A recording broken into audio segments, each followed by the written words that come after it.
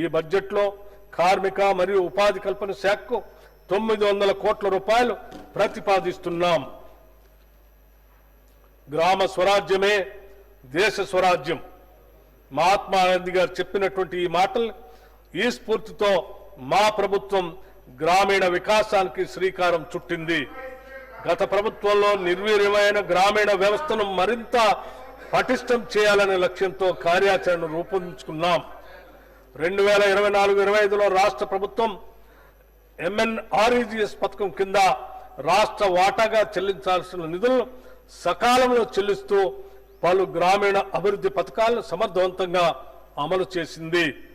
ఈ సంవత్సరంలో 25,76,000 కుటుంబాలకు ఉపాధి చేకూర్చాం. గ్రామీణ అభివృద్ధిలో భాగంగా 781 కోట్ల వ్యయంతో 26,055 సాంప్రదాయ నీటి వనరుల్ని పునరుద్ధరించాం. 926 కోట్ల రూపాయల వ్యయంతో 82,286 గ్రామీణ రోడ్లని నిర్మించాం. 275 కోట్ల వ్యయంతో 51,216 పిల్ల కాలువలు మరియు ఇతర కాలువల పూడికతీత పనుల్ని పూర్తి చేశాం. 244 కోట్ల రూపాయలతో 63,854 భూమి అభివృద్ధి పనుల్ని చేపట్టాం. అలాగే 16,310 జల పరిరక్షణ పనులకి 155 కోట్ల రూపాయలు ఖర్చు చేయటం జరిగింది. మన దేశ తొలి మహిళా ప్రధాని ఇందిరాగాంధీ, తొలి మహిళా రాష్ట్రపతి ప్రతిభా పాటిల్ మరియు లోక్సభ తొలి మహిళా స్పీకర్ మీరా కుమార్ వంటి మహిళలు ఎంతో సమర్థవంతంగా పనిచేసి వారి పదవులకే వన్నె తెచ్చారు. మన దేశంలోని ప్రతి మహిళకు కూడా అదే సమర్థత ఉందని మా నమ్మకం. భారతదేశ సుస్థిరతకు కుటుంబ వ్యవస్థే పునాది. అందులో మహిళలదే ప్రముఖ పాత్ర. వారి ఆర్థిక స్వావలంబన, కుటుంబ స్వావలంబనకు దేశాభివృద్ధికి ఎంతో కీలకం. స్త్రీ శక్తే దేశ శక్తి అని విశ్వసించి ఇందిరా మహిళా శక్తి మిషన్ను ప్రారంభించాం. ఈ మిషన్తో తెలంగాణలో మహిళా సాధికారతకు నూతన శకం ప్రారంభమైంది. ఈ పథకంలో 20,000 కోట్ల రూపాయల రుణాన్ని అందించాలనే లక్ష్యాన్ని పెట్టుకున్నాం. ఈ లక్ష్యాన్ని కూడా అధిగమించి 21,632 కోట్ల రూపాయలు రుణాల్ని స్వయం సహాయక సంఘాలకు అందించాం. దీని ద్వారా 2.25 లక్షల సూక్ష్మ పరిశ్రమలు స్థాపించబడి మహిళలకు పెద్ద ఎత్తున ఉద్యోగ అవకాశాలు లభించాయి. ఇంతే కాకుండా 214 ఇందిరా మహిళా శక్తి క్యాంటీన్లు కూడా ప్రారంభించాం. 22 ఇందిరా మహిళా శక్తి భవనాలు ఏర్పాటు చేయడానికి ప్రభుత్వం 110 కోట్ల రూపాయలని కేటాయించింది. ఇవి స్వయం సహాయక సంఘాలకు వ్యాపార కేంద్రాలుగా పనిచేస్తూ మహిళలు తమ వ్యాపారాలని విస్తరించుకునేందుకు కీలక భూమిక పోషిస్తాయి. స్వయం సహాయక సంఘాలకు పాఠశాల విద్యార్థుల యూనిఫామ్లు కుట్టే బాధ్యతను కూడా ప్రభుత్వం అప్పగించింది. యూనిఫామ్ కుట్టు ఛార్జీలను జతకు 75 రూపాయలకు పెంచడం జరిగింది. దానివల్ల నేటి వరకు స్వయం సహాయక సంఘాలు 37.5 లక్షల యూనిఫామ్లు కుట్టడం ద్వారా దాదాపు 28 కోట్ల రూపాయల ఆదాయాన్ని సంపాదించాయి. ఇది మహిళలకు స్వయం ఉపాధి అవకాశాలను పెంచడంలో కీలకమైన ముందడుగు. అమ్మ ఆదర్శ పాఠశాల కార్యక్రమం ద్వారా 23,701 మౌలిక సదుపాయాల ప్రాజెక్టులు 634 కోట్ల రూపాయల వ్యయంతో స్వయం సహాయక సంఘాలకు అప్పగించబడ్డాయి. వ్యాపార నిర్వహణలో మహిళలను మరింత ప్రోత్సహించడానికి ప్రతి మండలంలో వారితో రైసు మిల్లులు మరియు మినీ గోదాములు స్థాపించి నిర్వహించే విధంగా సహాయ సహకారాలు అందిస్తాం. ఐకేపీ కేంద్రాల్లో కొన్న ధాన్యాన్ని కూడా ఆ మిల్లుల్లో మిల్లింగ్ చేయించి ఎఫ్సిఐకి సరఫరా చేసే బాధ్యత మహిళా స్వయం సహాయక సంఘాలకి అప్పగిస్తాం.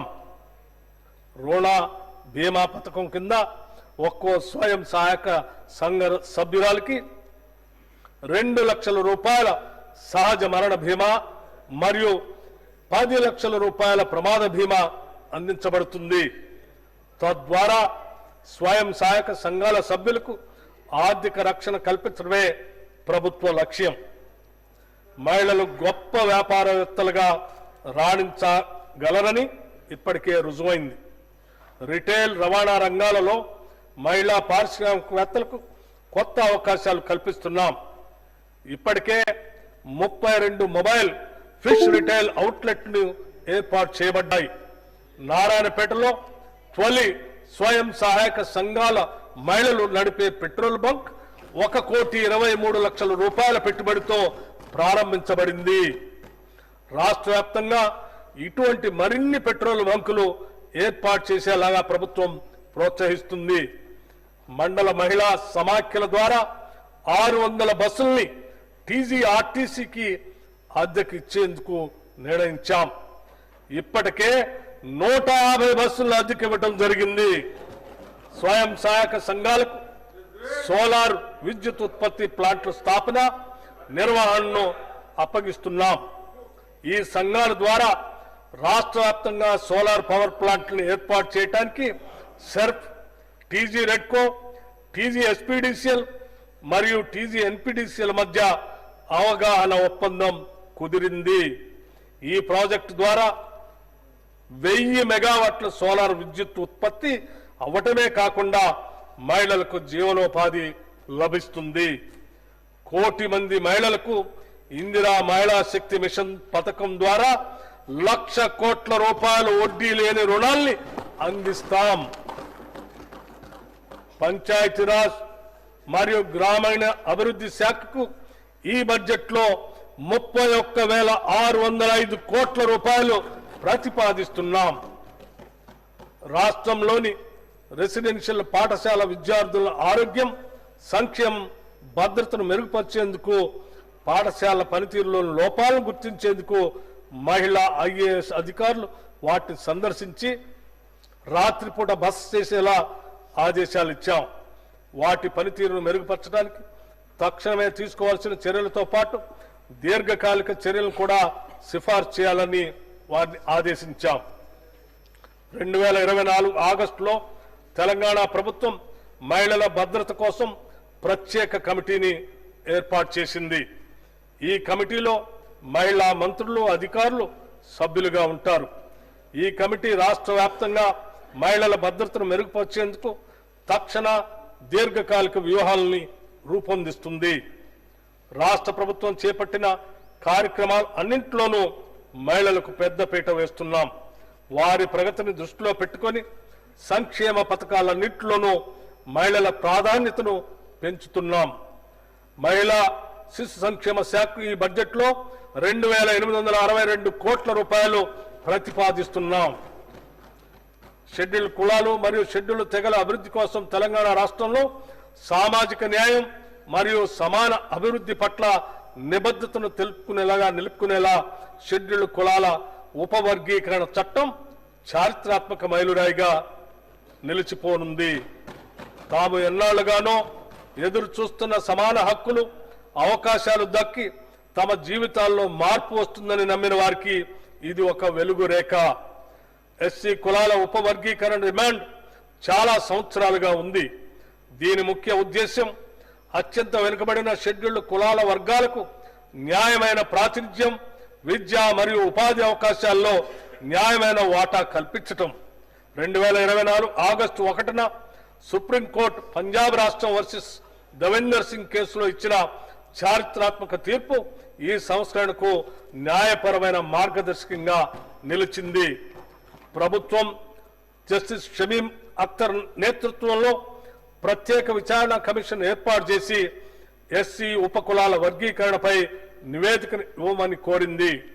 ఈ కమిషన్ తన నివేదికను రాష్ట్ర ప్రభుత్వానికి సమర్పిస్తూ రాష్ట్రంలోని 59 ఎస్సీ ఉపకులాలను వారి సామాజిక ఆర్థిక వెనుకబడిన స్థాయిని బట్టి 3 వర్గాలుగా విభజించాలని సూచించింది. జస్టిస్ షమీం అఖ్తర్ గారి నివేదికను ఆమోదించి దాని ప్రకారమే ఎస్సీ ఉపకులాల వర్గీకరణ చట్టాన్ని మా ప్రభుత్వం తీసుకొచ్చింది. దేశంలోనే ఈ వర్గీకరణను అమలు చేస్తున్న మొట్టమొదటి రాష్ట్రంగా తెలంగాణ నిలిచింది. ఈ నూతన చట్టం ఎస్సీ ఉపకులాల సాధికారతకు తొలి మెట్టు. ఈ చట్టం దేశవ్యాప్తంగా ఇతర రాష్ట్రాలకు ఆదర్శంగా నిలుస్తూ సామాజిక సమానత్వాన్ని మరింత ముందుకు తీసుకెళ్లే దిక్సూచిగా మారనుంది. ఆదివాసీల గిరిజనుల వైవిధ్య జీవన విధానాన్ని, వారి హక్కుల్ని కాపాడుతూ వారికి అభివృద్ధి ఫలాలు అందేలా కృషి చేస్తున్నాం. గిరిజన అభివృద్ధి కార్యాచరణ ప్రణాళిక ST-SDF ద్వారా గిరిజన ప్రాంతాల్లో వైద్యం, విద్య, జీవనోపాధి వంటి అనేక కీలక రంగాల్లో అభివృద్ధికి నిధులు కేటాయిస్తున్నాం. అంతేకాకుండా ఈ ప్రాంతాల్లో మౌలిక సదుపాయాలను మెరుగుపరిచి వాటిని సమర్థవంతంగా నిర్వహించడం కోసం ప్రభుత్వం చర్యలు తీసుకుంటుంది. గిరిజన అభివృద్ధి కోసం రాష్ట్ర ప్రభుత్వం మొదటిసారిగా ఇందిరా గిరి జల వికాసం అనే ఒక ప్రత్యేక పథకంతో పోడు భూములు సాగు చేసుకునే గిరిజన రైతుల కొరకు సౌర ఆధారిత పంపు సెట్ల ద్వారా సాగునీటిని అందించాలని నిర్ణయించాం. వచ్చే 4 సంవత్సరాలలో 12,600 కోట్లతో 2.1 లక్షల గిరిజన రైతులకు ఈ సౌకర్యం అందిస్తాం. పోడు భూముల్లో అటవీ ఉత్పత్తులకు సంబంధించిన తోటల పెంపకాన్ని ప్రోత్సహిస్తాం. గత ప్రభుత్వం SC/ST సబ్ ప్లాన్ చట్టం అమలును పూర్తిగా నిర్లక్ష్యం చేసింది. 2023-24 ఆర్థిక సంవత్సరంలో సబ్ ప్లాన్ చట్టం ప్రకారం ఖర్చు చేయాల్సిన నిధుల్లో ఎస్సీలకు చెందిన 13,617 కోట్లు, ఎస్టీలకు చెందిన 1,317 కోట్ల రూపాయలు ఖర్చు చేయకుండా బకాయి పెట్టింది. మా ప్రభుత్వం ఈ చట్టాన్ని తూచా తప్పకుండా అమలు చేస్తుంది. 2025-26 ఆర్థిక సంవత్సరంలో కేటాయించాల్సిన మొత్తానికి అదనంగా 2023-24కి సంబంధించిన బకాయిలు కూడా కేటాయిస్తున్నాం. SC/ST వర్గాల కోసం చేసిన చట్టాలను గౌరవించి వారికి న్యాయంగా చెందాల్సిన నిధుల్ని అందించడం ఈ వర్గాల పట్ల మా ప్రభుత్వానికి ఉన్న చిత్తశుద్ధికి నిదర్శనం. ఈ బడ్జెట్లో షెడ్యూల్డ్ కులాల సంక్షేమంకు 40,232 కోట్ల రూపాయలు మరియు షెడ్యూల్డ్ తెగల సంక్షేమంకు 17,169 కోట్ల రూపాయలు ప్రతిపాదిస్తున్నాం. సమగ్ర సామాజిక ఆర్థిక విద్యా ఉపాధి, రాజకీయ మరియు కుల సర్వే సామాజిక ప్రజాస్వామ్యానికి అవసరమైన ప్రణాళికల రూపకల్పనకు మొదటి మెట్టు. మేము చేపట్టిన కులగణన చారిత్రాత్మక అసమానతలను రూపుమాపే లక్ష్యంతో గతంలో ఎన్నడూ చేపట్టని సామాజిక ఆర్థిక విద్యా ఉపాధి, రాజకీయ మరియు కుల సర్వేను తెలంగాణ ప్రభుత్వం నిర్వహించింది. కుల ఆధారిత గణన గురించి ఎన్నో దశాబ్దాలుగా డిమాండ్లు కొనసాగుతున్నాయి. సముచిత ప్రాతినిధ్యం మరియు వనరుల సమాన పంపిణీని నిర్ధారించేందుకు ఇది అత్యంత ఆవశ్యకం. ఈ సర్వే రాష్ట్ర చరిత్రలోనే విస్తృతమైన శాస్త్రీయ పారదర్శక డేటా సేకరణ కార్యక్రమంగా నిలిచి మొత్తం 1.12 కోట్ల కుటుంబ వివరాలను సేకరించింది. ఈ సర్వేలో కులం, భూ సంపద, విద్యా స్థాయి, ఉపాధి స్థాయి, రాజకీయ ప్రాతినిధ్యం మరియు ప్రభుత్వ సంక్షేమ పథకాల లబ్ధి వంటి అనేక ప్రధాన అంశాలను సమగ్రంగా సేకరించాం.